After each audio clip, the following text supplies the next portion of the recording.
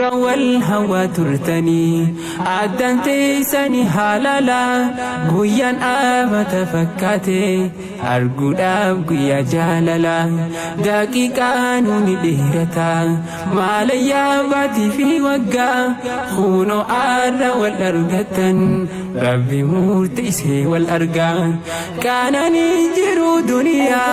Wantoota kiyya komantii keechan deebisuuf viidiyoon lam kun jechuudha.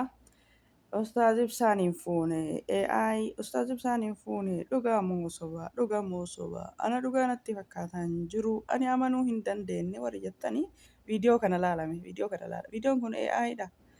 Viidiyoon kun akka fuudhan beeka. Viidiyoon kun viidiyoo oorjinaala akkuma laaltanii argitanitti jechuudha. Viidiyoon AI miti. Viidiyoo kana sirriitti ilaalame viidiyoo kana warri lakkee ani hin amanne Ustaaz Ibsaan hin fuune warri jettanii na kun mucayyoo fudhatee galaa jira maal taatan badana mana maal taatanii mushurraa fudhatee galaa jira. Gizeen kun immoo gizee deemaa jiru mushurraa fuudhuuf. Gizeen amma reeffii sun immoo gizee mucayyoo fudhatee manatti hin galaa jiru. Viidiyoon kun AI miti. Viidiyoon kun viidiyoo oorjinaala. Ustaaz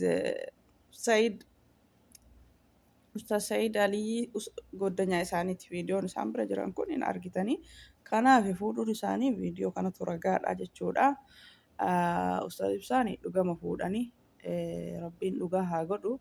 Maali waan fuudhuu jedhanii turanii fi Ustaaz Ibsaan hin fuune jettanii shakkitanii maal jechuudha moo akkuma akkanumatti osoo hin fuune taa'uu barbaaddan moo maali? Namni akkanumatti taa'aa hima fuudhaa gaafa tokko. Kanaaf Ustaaz Ibsaan fuudhee jiranii kunoo goddanyaan isaanii bira jiranii Said Alii Baalee kun bira jiranii. Kanaaf hordoftoota kiyyaa Ustaaz Ibsaan fuudhanii jiranii viidiyoon jalqabarraa sun ragaadha fuudhuu isaanii. Viidiyoon sun immoo AI miti viidiyoo oorjinaala nutsuudha jechuudha. Fuudhanii jiranii kanaaf obsa jaalalli tun akkanuma nama gooti bar waa amanuu nama dhoorgitillee. Dhugaa fi soballee addaan baasullee nama dhoorgiti halkanii guyyaallee nama wallaachisti. Kanaaf Ustaaz Ibsaan fuudhanii jiranii obsaamaa miti. Namni akkanatti akka tokkotti hin taa'u hinuma fuudha. Maashaallah tabaarakallaa baga fuudhanii rabbiin fuudha isaanii dhugaa haa godhu. Namoonni hedduun gammadee maashaallah tabaarakallaa jedhaa jira.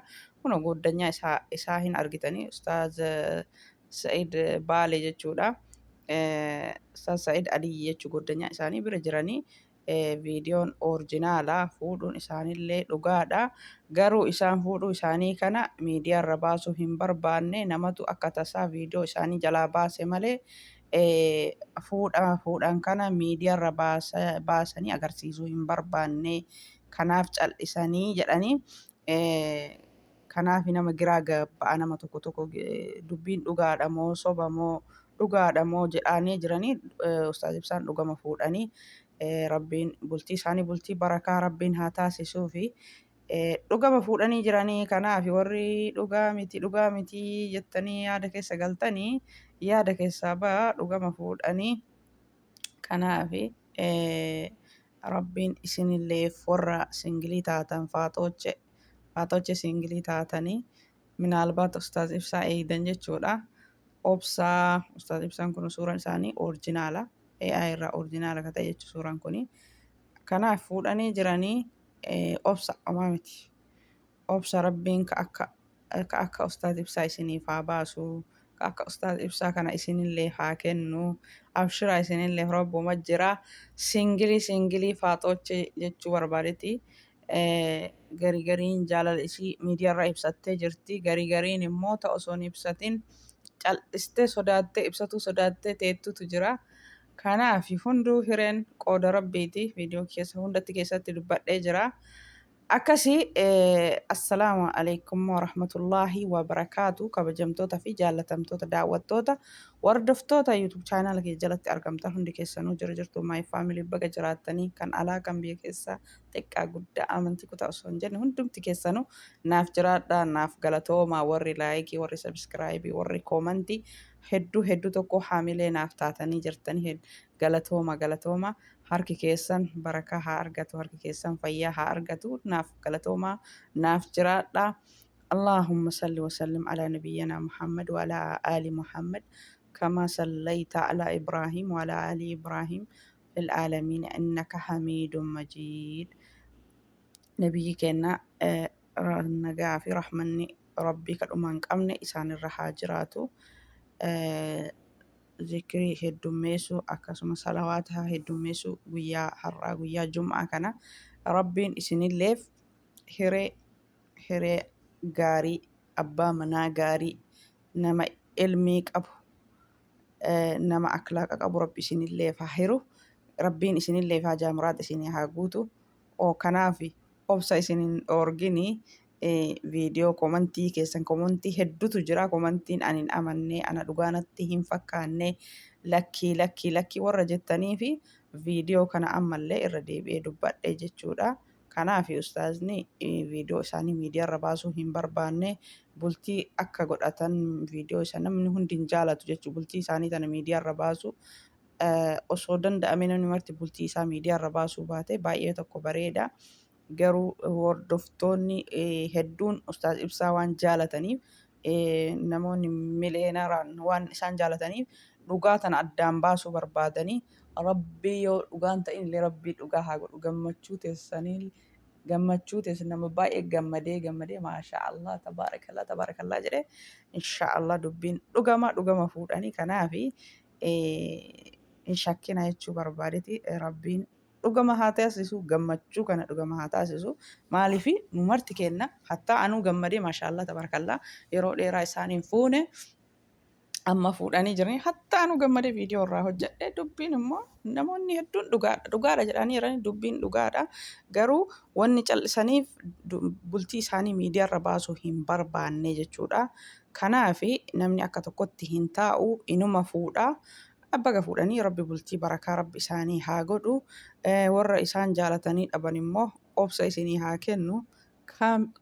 Kama biraa akkuma isaanii kan haala amala isaa rabbiin bareechee isinillee rabbi haa hiru isiniin jedha warra singilii jechuudha.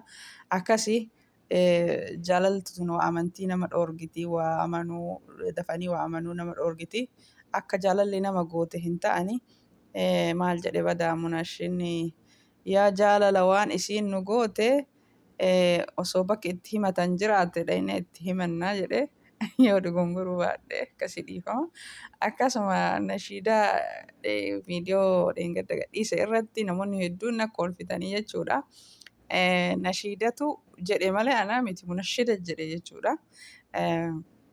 Ustaaz Ibsaa fuudhuun keessa yoo dhugaa taate warri jaalatee qalbiin isaanii haa sabbaruu ka jedhe bakka jedhetti sanitti na kolfitanii jechuudha. Ustaaz munashidatu jedhe kana anaa miti munashidatu baase maaliifi dubartiin miliyeena takkaa ol ustaaza jaalachuu mala ka dubbate muraasa miidiyaarra bahee kan dubbatin immoo san caalaa jechuudha. Kanaaf hundi isiitu badaa ana fuudhamoo ana dhiisamoo jettee yaada keessa galti yaada keessa haa baatuuf jechuudha. Kalaas wanni isiin ammaachi ustaaz Ibsaan na fuudha jettee eeyiduu hin jiru yoo minaalbaata wasalaasa warabu'aa kana waa dabalatanii واحدة واثنين وثلاثة والربوع كان ودبلتني وكسي جرا أرجتني جرا كسي سنة ودبلتني وكسي جرا أكسي من البات إسنجي ملء yoo takka majedhani kanaafi obsaa isiniin jedha rabbi isinillee fi haa baasu sila ammallee natti kolfitanii akkasii yoo rabbiin isinii laafisee jaartii afuraffaa waa dabalatanii sadaffaa lammaffaa akkasii waa carraa akkasii minaalbaat argattanii garuu ka jaalate baay'eedha mee amma ustaazni baay'ee kana waliin ga'uu hin danda'u. Kanaaf rabbiin ani du'aa isinii godha dhugaa kama akka isaanii kana rabbi nuuf haa baay'isu yoo akka isaanii kun baay'ate hundi isiitu ni argatti. Akkuma ustaaz Ibsaa jaalatte kanatti kaawwan illee jaalatti jechuudha. Warri dhiirallee haala amala keessan ka dur amala hin qabne illee haala amala keessan tolfadhamee akka ustaaz Ibsaa kanatti nama rabbiin jaalate namnis jaalata akkasuma isinillee nama rabbiin jaalate namnis jaalatu ta'a. Akkasuma shamarran illee haala amala keessan akhlaaqa keessan tolfadha. Jaarsa gaariin dhabdanii laxayyibiina laxayyibaatii jedhan. Namni gaariin waan gaariin dhabuu gaarii ta'a eegasii waan gaariin argattanii waa hundarrattuu diin irratti illee naamusa irratti illee adaba irratti illee akhlaaqa irratti illee nama gaarii ta'a isin lachuu kan dhiirallee kan shamarrallee nama gaarii yoo taatan nama gaarii rabbiin isiniif hiraa gaarii wanni hawwaniif gaaromama isaatii fi akhlaaqa isaatii fi haala amala isaatiif nama gaarii hawwanii jechuudha. Akkasuma akkuma hawwitan san rabbiin nama akka Ustaaz Ibsaa kana baay'isee rabbi maa giddii qaba.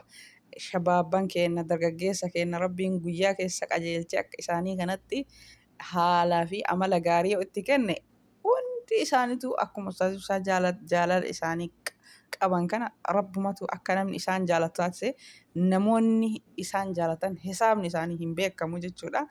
Kanaaf maashaallah tabaarakallaa jaalalli namni isaanii qabu adda jaalala akka isaanii namni isaaniif qabu inumaa hin jiru jechuudha. Maashaallah tabaarakallaa warra dubaraa bichaa miti warri dhiirallee akkasuma jaallatanii jechuudha. Rabbiin waa maraa haa laaffisu. Haajaa muraada keenya rabbiin nu haa guutu. Bultii keenyallee rabbiin nu haa bareechu. Kan gana singiloonni gana heerumtanillee rabbiin tokkoo keessanii nama akka Ustaaz Ibsaa kana rabbi isin haa badhaasu. Kana akhlaaqa gaarii qabu, kan diinii qabu, kan waa maraa wanni isaa marti namatti tolu jechuudha.